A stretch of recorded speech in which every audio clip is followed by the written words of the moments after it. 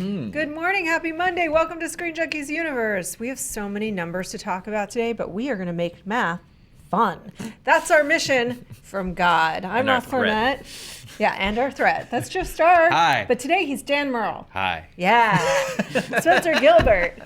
What's 6 times 9? Duh. It's going to take the four of us to do one Merle's work. The numbers? 45. 45 is what I said, if you'll recall. Play back the tape. Good morning. We have so much.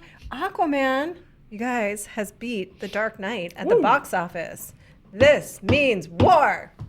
It's a very contrived war. Two films in the same company. This has same split franchise. Warner Brothers in half. They've appeared in movies North together. versus South, dogs and cats. Yes, it's just mayhem. No, it's good. It's good news for Warner Brothers. So to date, The Dark Knight had been their biggest hit in the DC universe, and now Aquaman has usurped it by Did the bringing Joker in. make that playing card? Yes, So- as a matter of fact. Yeah. It was Dark Knight Rises, I think maybe had like a couple pennies more than Dark Knight, but they were pretty close. But I think in terms of just like all-time fan favorites, Dark Knight is still considered, the number like, one.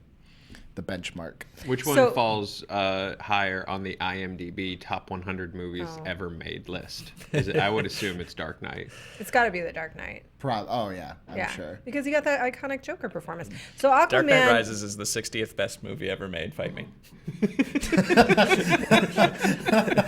It's empirically true. Talk about numbers. IMDb has decided. All right. Name 60 movies better than Dark Knight Rises. Go. I can name. I'm not doing this. You just baited me, and I'm not taking the bait, sir. This been fish baited. is Bait. swimming away. And that's bait. Sorry, Yeah. Ralph. We'll let you drive the car now. No, you won't. But that's okay. That's why we do the show. We're like the kids in the backseat. She's like, "Stop it! I will turn this car around." I will turn this car around. We will not go to Talking Wally about World. Aquaman box office in China. Yes, we will not go to Wally World. God damn it. $1.02 billion lot of worldwide. Aquabucks. That's a lot of Aquabucks as compared to The Dark Knight's $1.004 billion. I told you there was numbers. In 2008, 10 years ago. Yeah, you're going to talk to me about inflation, but just don't right now. Just like as a personal favor, don't. Everything's exactly the same as it was in 2008. Exactly. 2018, only 4 other movies. But by the way, that's still a lot of movies to make $1 billion. But still, hit that. That's Avengers: Infinity War, Black Panther, Jurassic World: Fallen Kingdom. Pour one out for Dan, who's not here, and Incredibles 2. So this is elite territory. Obviously, let the discussion of the new direction of the DCEU based on the success of Aquaman begin, which it already did a few weeks ago. But Billy, what do you think? You love this movie. I do. It's so bonkers and crazy that I just was on board with this big stupid manta head. Like it's just it's stupid. It's so dumb. I love it. Not Christmas Chronicles stupid, different kind of stupid. Okay. Yeah. That's in its own category. I do think it's kind of interesting. One, I think a lot of people thought this was going to be potentially a failure just because it's Aquaman. Justice League didn't do too hot. But it's also interesting to me that like this is still, I don't know, third or fourth down the line in the DCEU domestically. It's overseas that people are going really crazy for this. And probably because when you watch the movie, yeah, there's some stuff that's like set, I think it's like Maine or wherever the city is, but there's not a whole lot of like Western type of like... New York is in trouble. Exactly. Yeah. There's no, it's like all very... like open. There's a better term for it that I just can't think of. Global. Global. There you go. Well, but like, it's undersea. oceanic more than anything. I mean, But it's there's a also like slightly different, global. Yeah, but there's Yeah. like different worlds Yeah. and different like. Well, don't I know. mean, human beings, as you know, despite the borders that have been placed around us, we are all 70% water. Yeah. This And is so true. is this movie. And so I think it has more of a Yeah. global I wonder why. appeal. do you think We're- that this yeah. did better or worse in landlocked countries? I'd genuinely be interested in seeing if countries that have no coastline or Yeah. access to the ocean went to see Aquaman as much.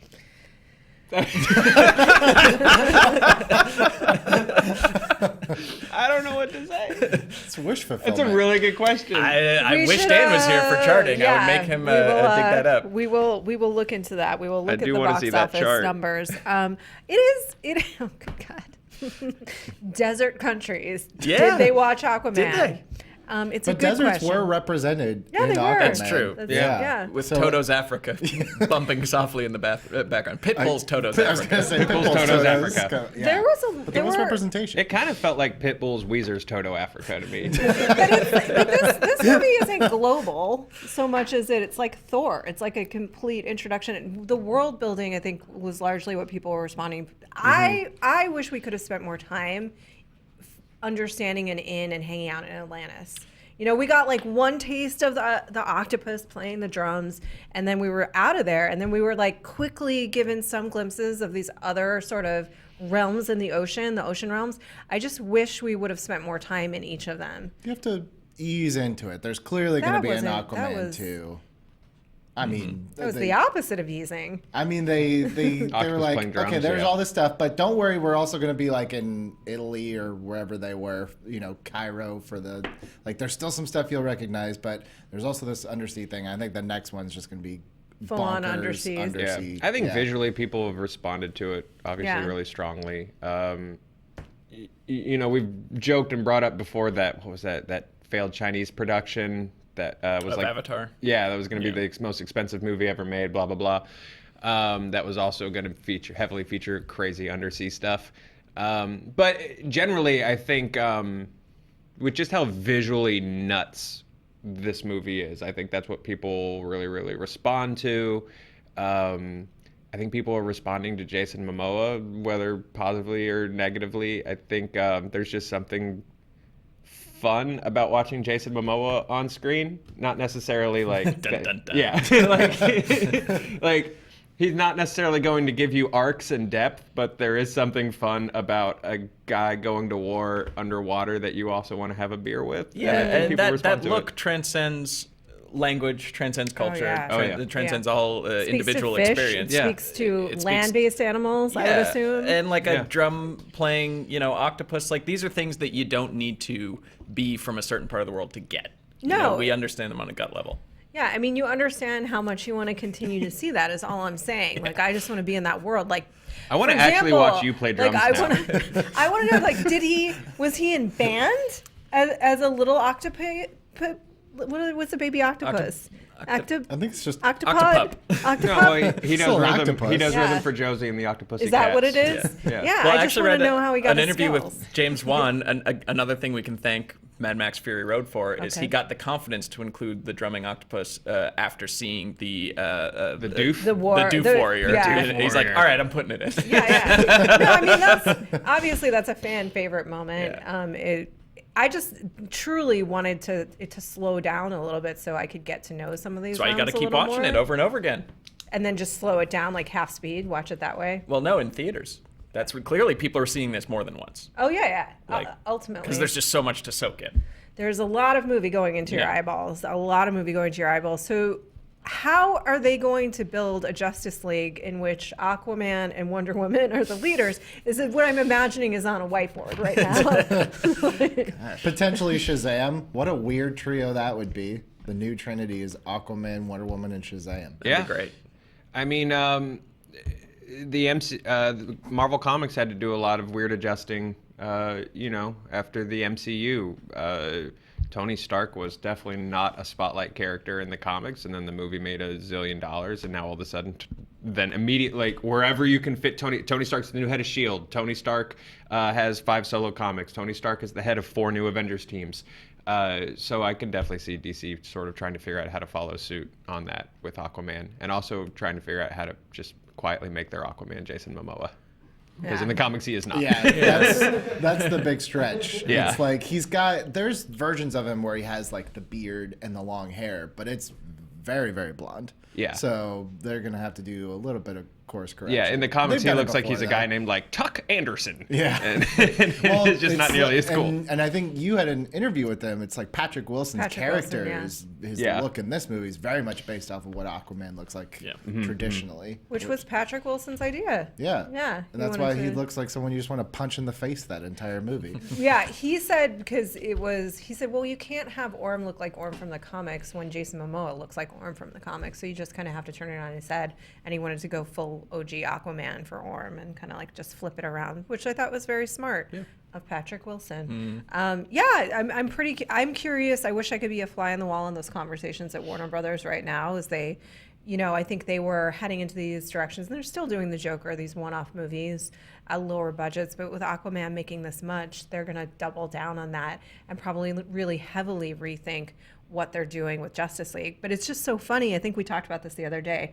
No one could predict that Batman and Superman were the ones that were like, we don't know about them, but Aquaman, he's on our Nailing it. team. But this is such an interesting data point to me that Aquaman did worse domestically here in the U.S. than Batman BVS, than Suicide Squad. Yeah. So I wonder who they'll reach out to creatively to reinvigorate Batman and Superman, given that it does well in the U.S. but poor globally. Should they give it to? Should they Fast and Furious-ize Superman or Batman? Like, who could take over from here to give it like a global appeal? Or do you immediately kill Bruce Wayne and Aquaman has to put on the cowl for a while? Oh, yeah. And you just, All right. You just have Momoa handle things for a little bit. That'd be great. It's like, Joker, my man, punch. I do think you let them sleep for a little bit. Put him, I know everyone wants Cavill and a Man of Steel too, and I want it probably more than most, but I do think you let it rest, because I think the big winner that could come out of this whole Aquaman thing is Flash. I think Flash is now poised to have a better chance at A, getting made, and B, being successful in the wake of Aquaman than maybe it did with Justice League. Because now people can see like, oh, outside of a movie maybe I didn't care for that was trying to clean up other messes or tie a lot of things together, outside of that, I do like these characters, and I think people did respond well to Ezra Miller's Flash, but they just haven't known, like, is now the right time. But I think this shows them, like, you can take some of those characters you did like and then put them back out there. Well, I think, too, even barring any positives from Justice League, like Ezra Miller, I think this gives Warner Brothers a little more confidence to continue just sort of getting weird. Like, forget B characters. Let's keep hitting C, D, Birds of Prey, I think, and Shazam. They can start doing some weird stuff with Birds of Prey in the same way they did with Aquaman and Shazam. I think Booster Gold is somebody that can really benefit from them just being like, how weird can we get? And people will respond.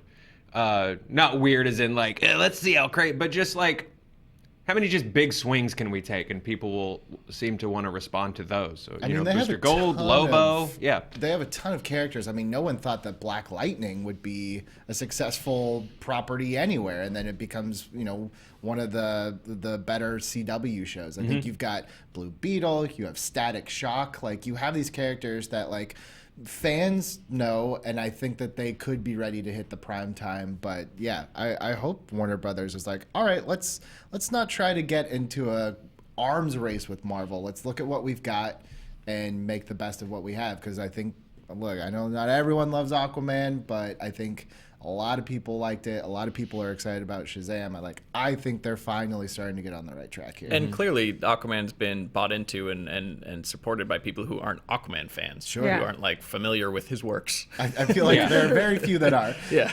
Yeah. I think it's largely been supported by non-Aquaman Sure. fans. Well, The and- audience is just Jason Momoa and Crazy Ocean shenanigans fans. And even for people who weren't like super on board, in What's that? general, What was I that? think people.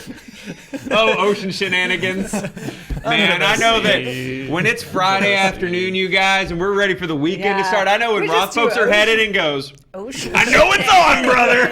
shenanigans. Getting into those ocean shenanigans with Roth Cornett. Oh man, that would be a dream come true. That would be a Yeah. Just fun a show called Ocean Shenanigans. with Roth Cornett. Look at this octopus. Yeah, How many steel drums can we get for this test? at least 4. Octopi are a very smart species, as Yes. a matter of fact. Yeah. The one that isn't there something being made about the one that predicted the World Cup? Different topic. right. We'll do octopus talk later. Joe Starr. Oh, I was just gonna say, even for folks, I think with Aquaman who, either didn't like it or, it just wasn't their favorite movie of all time, and they had some notes. I think overall, it still felt right. It still felt good. Like I think people who disliked Aquaman felt differently than maybe after they came out of Justice League or BVS, where it was like, I didn't necessarily love everything about it, but in general, like the feel of it was on, and still responded positively to some of those broader strokes. So, All right, DC, we're looking at you. See what's next. DC talk. Next up, Joker. Game of Thrones is coming to us. Official. We knew it was going to be in April, but now there's been an official release date of April 14th that will play at 9 p.m. as always. And there's a teaser trailer that shows Arya, Sansa, and Jon Snow in the crypt at Winterfell. They're basically hearing the words of their respective parents, be it Lyanna, Ned, or Catelyn. And we are hearkening back to earlier parts in this series. There's a feather that fans have called out that is on the floor, and it's basically the feather that Robert Baratheon put in Lyanna's tomb or crypt. Yeah, it's a crypt. Thank you. In season 1, and then it played back in the Littlefinger Sansa conversation in the crypt, where they were sort of talking around Jon Snow's parentage. So a lot of people are thinking that this feather represents Jon Snow's real parentage, and is it eventually going to be is it really going to be revealed to the world, to him, that he is the rightful heir to the throne in a number of ways at this point? And then because it freezes at the end, some people are interpreting that to mean, well, it won't matter anyway.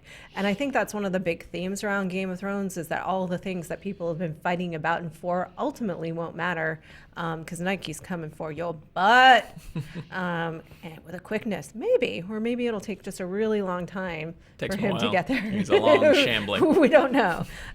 So what did you guys think of the teaser? What are your interpretations? They also then land on their own crypts.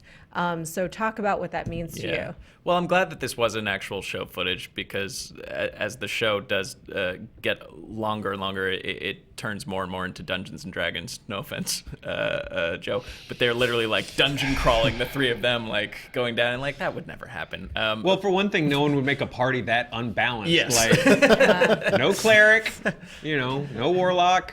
But as a metaphor for the reuniting of the Stark children, and for, as you said, the grand, some say climate change metaphor for, while we all squabble on our human affairs, the world will eventually freeze us all. I thought it was a nice visual representation of that. And as to the fan theory that Jon's statue was withered and aged while the others were frozen directly in time. Does that lead credence to the fact that that Arya and Sansa will die this season?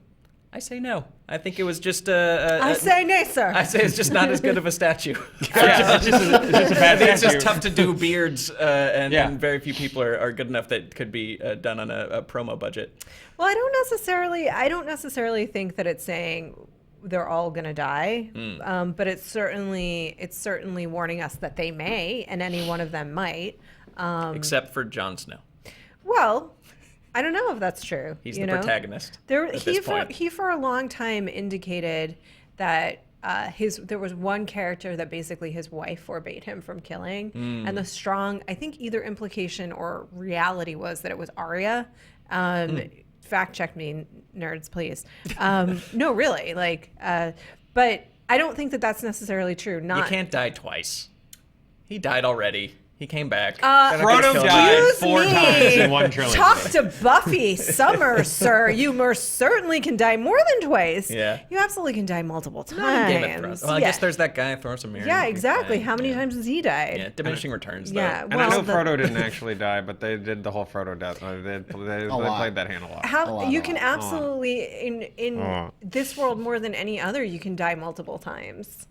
Yeah, but I just think narratively, he spent his seed trying to think of the PG Dramatic thing. relevance. He spent his dramatic relevance of Jon Snow dying has already been seen on screen. Spent. We played it. Yeah. So to do that again and be like, oh, Yeah. well, But I also think that it's so in line with what Game of Thrones is, to set up this whole idea of return from the death for this grander sort of destiny, only to be like, nah, just kidding. And God, I hope that is happening. You were just going to die a different Yes, way, yes. and not get to this grand destiny, and ultimately, I mean, the frozen feather is like that destiny just doesn't matter. That's where I hope it's going, because Yeah. to me the whole theme of the series is your bloodline, and All of it is irrelevant. all of it is kind of irrelevant, Well, and and they've- it's unfair and random. So Yeah. I hope that the Yeah. ending is the same. And they've been saying that for seasons, that the real fight is coming from the far north, and that the throne struggle is garbage, and they're all screwed if they don't sort of get their heads out of their ass.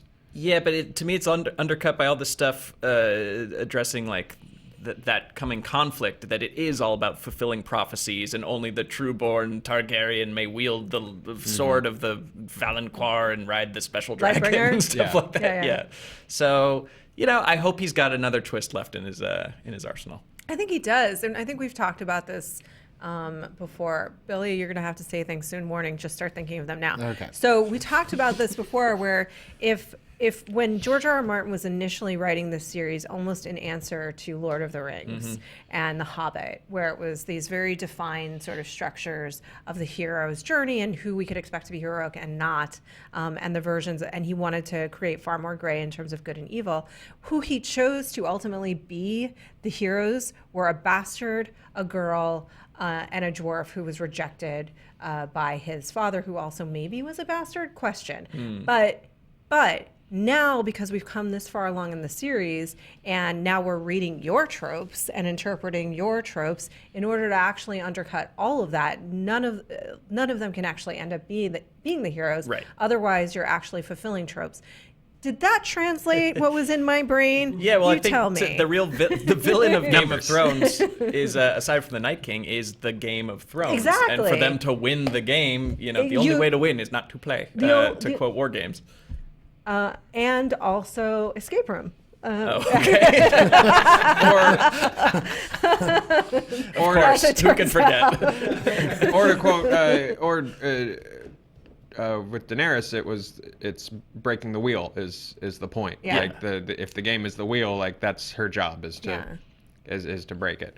Fan And I don't think theories- breaking it means that she ends up sitting on the Iron Throne. Yeah.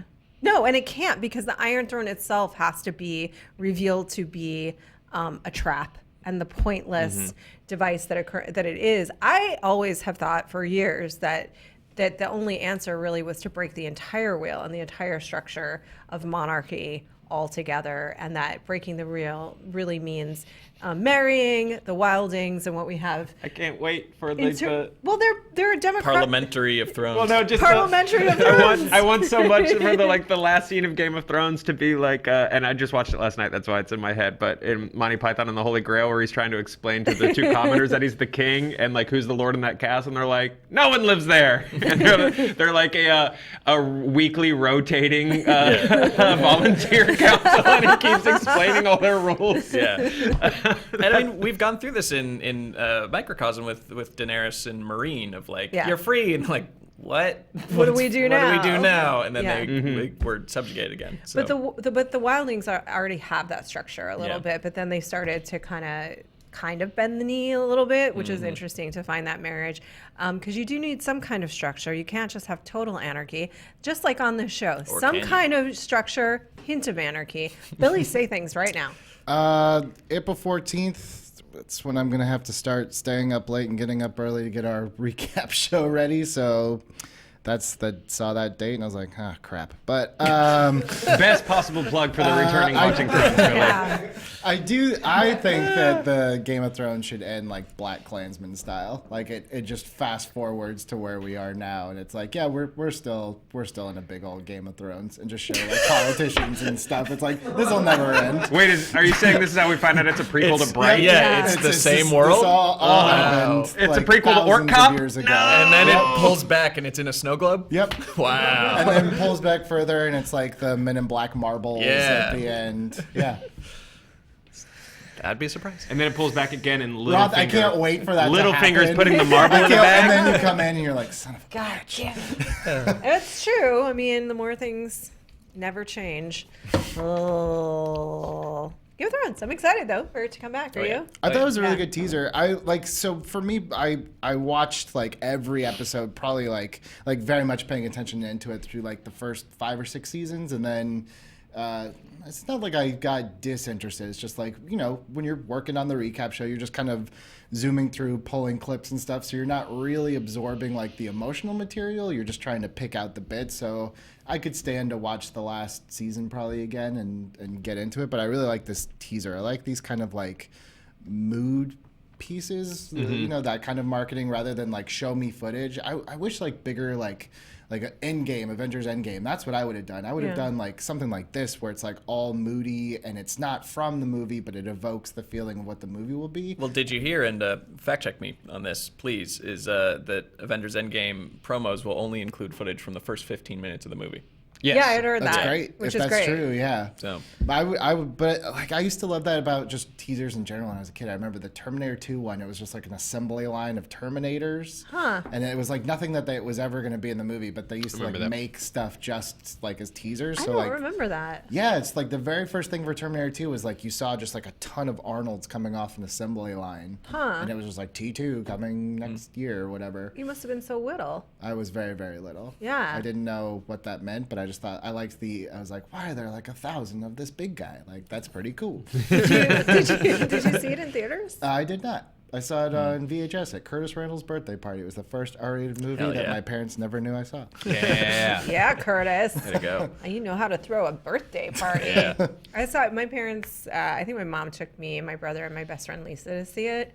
And I still remember the moment with like, because me and Lisa were like, what? It was just a total revelation. And Sarah Connor's my best friend to I was this supposed day. to see Terminator 2, and we all went I to the just mall. spittled. And it's okay. Thank you. We're all human. We went to the mall, and then my mom was like, R-rated? No, sir. And so my dad and my brother and my uncle went and saw T2, while I threw a fit in a Suncoast for 2 hours. Wow. I was not happy. No amount of steak fries from the Great Steak Escape Company were going to Bravo. quell my rage. Our rules were you couldn't watch R-rated unless she really liked it, Oh. and then and then that was okay. So Terminator was Solid. okay. How did we get to Terminator? I was just talking about I like when things trailers. like Custom this. promos. Yeah. Custom promos. I'm a big fan of those. So, I mean, Game of Thrones they've always had great marketing. But. Yeah. And I think Bran was left out just to tag back in there. I think Bran was left out just to make you ask where Bran is. I think I think that's I believe that's what the feather relates to, but maybe. I think he was left out because No one people's likes. reaction. No one cares would be, about Bran. Oh yeah, Bran. Yeah, honestly, yeah. Wow. Where's Rickon? Yeah. Oh, he's dead. Got R.I.P. Where's Because of- Where's Jojen? Where's Show Jojen? Everyone's favorite. Yeah. Show Jojen. Book Jojen. Shojin. Very cool. Shojin. Jojen. Yeah. The sister. They could be frozen. What if they're turned into White Walkers? Maybe that's why they're frozen in time. Maybe they're Whoa. not dead. Maybe they're turned. Yeah. Yeah. Yeah. Anyway, Critics' Choice Awards was last night. Anyway, that's the thing. We'll talk about what won and if it matters and if it plays into into the rest of award season. Best Picture went to Roma. Best Actor went to Christian Bale for Vice. Best Actress went to Glenn Close for The Wife. It's a tie. And Lady Gaga for Stars Born. Supporting Actor went to Cowards. Mahershala Ali for Green Book. Supporting Actor Regina King. Best Animated Series Spider-Man Into the Spider-Verse. Mission Impossible Fallout was the best action movie, and best comedy was Crazy Rich Asians, and best sci-fi horror movie was A Quiet Place. So let's talk about sort of the traction that Glenn Close is starting to get. The awards that she's accumulating, it's starting to feel like she's more and more of a lock for the Oscar. Roma, I think, is probably not a lock at this point. Well, it's first of all nominated for Best Foreign Film at the Oscar. Mahershala Ali starts to feel like more and more of a lock. But what do you guys think? I think Christian Bale is becoming more and more of yeah. a lock. Yeah. You know, if you had asked me in like October, I would have said, oh, it's going to come down to Raimi or Bradley Cooper. And Yeah. now Christian Bale kind of swooped in there and has been picking up the wins. So I feel like that one is closer to a lock. And again, just to contextualize a little bit, these, like the Golden Globes, don't actually predict how the voting blocks are going to go for the Academy Awards because they don't represent the voting blocks for the Academy Awards the way that the guilds do. So the PGA, the Directors Guild, the Writers Guild, SAG, all represents the people that are actually going to be voting in the Academy Awards. The HFPA for the Golden Globes is like 80 Hollywood Foreign Press, and these are a bunch of people that like work for KPFK in Utah and are the local reporters. That's the broadcast. No disrespect, that's us too. That's us too. I'm not even in it. And we don't even vote. The Broadcast Film and Television, there's no disrespect at all, but I'm just saying the Broadcast Film and Television Association, it's also people that we are friends with, like Sasha Pearl Raver is in that. Scott Mance. It's people. Why did La La Land not win? He was at the first man table, though. I know. He was beside himself. The only point I'm trying to make is these are all reporters who are not going to also be Also in the vote on the Academy Awards. Oscars. Yeah. But I do think if you start to see a pattern, it does influence your voting. I for think sure. it does because for I sure think does. nobody in Hollywood ever wants to be wrong, and half of this town is fueled on the fear of being wrong, and so you always want to be in agreement with the mass, and so the more the mass is agreeing, you want to be in agreement with that because you didn't watch all the films. But your votes are, I would say it's more if you didn't watch the films to just say, well, who won everything else? Yeah. Because they're blind votes. No one's Yeah. going to call you on your vote because Yeah. you just do it in a little envelope. To me, what I like about this is like a good preview of my Oscars fix, which is to break out the best films into genres. Like there is an overall best picture, but you also get an animated action, comedy, sci-fi, and horror. Which would let you get your popcorn and your filet mignon movies all in the same show. You know, sometimes the cop horror movies are also made of filet mignon. Yeah, that's great. I love Yeah. when that happens. Very rare. Very rare. It's not very rare. Just like a It's not rare. mistake. I almost Dan ranted. You did, Dan Rant. No, I don't want Yeah, to now. do it. Why? It made me Let- nervous. Let the You chair feel- seep Why? through. When it came out, like the idea that it came out from it, and then I just felt uncomfortable showing that much emotion on No, camera. do it. I think Go, you should. go. Rant. Okay. I think that my overall thing with the Critics' Choice is it bothers me that of any group of people, a group that is supposed to be able to analyze and appreciate film has to break movies out into best action and best comedy like the MTV Movie Awards. Like, I think this group, if no one else, should be able to have a conversation about why Roma and A Mission Impossible Fallout and A Quiet Place and Hereditary and Green Book all can play in the same category. Like, just because something has a motorcycle crash in it does not like disqualify it from not being art. And I understand that it's like so they can get more awards out there and like.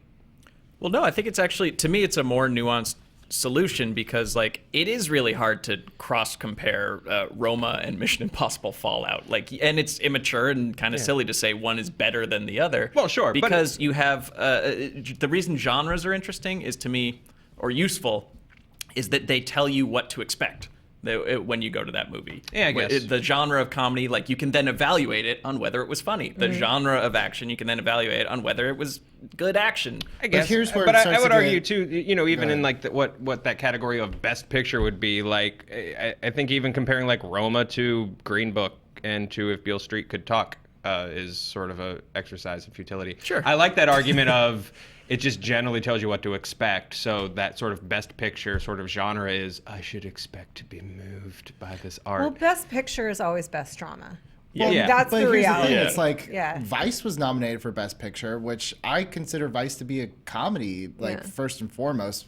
So you're saying it's good enough to be Best Picture, but it's not down in the slums with Best Comedy. Like you're always going to have that kind of weird divide because not everything that goes for Best Picture, nominated for Best Picture, is going to be a drama. But it was comedy with gravitas. It was dramedy. It was And it dramedy. was, you know, But you could reality. argue the same for Crazy Rich Asians if you really wanted to die on that hill. Like, I mean, There are very few hills I want to die on. Yeah. I'm just die on saying, flat like, ground, Yeah. so I don't roll. all I'm saying is like it kind of like brings back the like most popular movie award where it's like it automatically like just by the stigma makes it just a slightly lesser. It's not the best movie, but it's the best action movie. You know what I mean? Yeah, I mean, I don't know what the solution is because at the end of the day, and I found this even when I was doing my top 10, it was heavily weighted to dramas, heavily.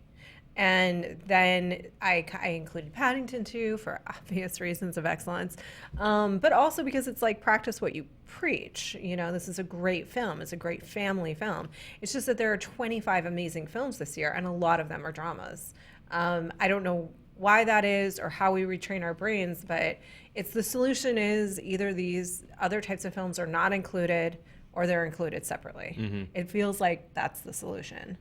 Yeah, I don't know, because the one that's got to solve is the Academy Awards, because every year less and less people watch, and the criticism of the Academy Awards becomes more and more that they just nominate movies that like no one saw.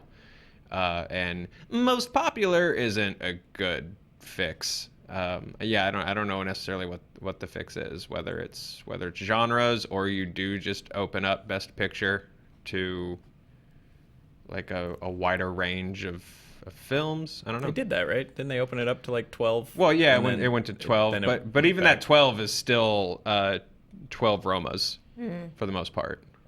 Yeah. I don't know. I have no solution. I'm a pundit on the internet. I get paid to write jokes and try to whisper funny things while they say important things. So I don't have a solution. I just wanted to yell for a minute. I enjoyed you yelling for a minute. I also think that there's a reality around how people vote, that they don't always necessarily vote for the movie that they loved the best. And I overheard a conversation around this about this award show on Sunday, where this one gentleman was postulating that he wasn't a huge fan of Roma. I love Roma. It was on my list. But he was saying that he felt that people in their group were voting for it because it felt like they should. And that if anybody but Alfonso Cuarón had made Roma, it wouldn't even be on their radar. I think what maybe there's, which I don't know if that's there's like true a or kernel of truth to that, but I think that it's not as like insidious as it seems, because there are things that I can see where I'm like, oh, that's definitely the best picture made this year, but it's definitely not the most enjoyable picture. Like I didn't enjoy watching it, but I can still tell the craftsmanship and the storytelling and the performances. Like I can just appreciate it on that level without being like, I really like that experience, because like the stories can be disturbing or just not relevant to me and stuff like that. Well, I can still be like, wow, that is the best movie. But you know, your mileage may vary. And at the end of the day, like it's the Iron Throne, and it doesn't really matter. Exactly. The ice is coming to kill us all.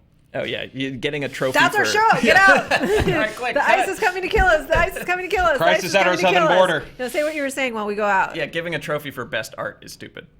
Oh. Also, the ice is coming to kill us. JT, are you there? No.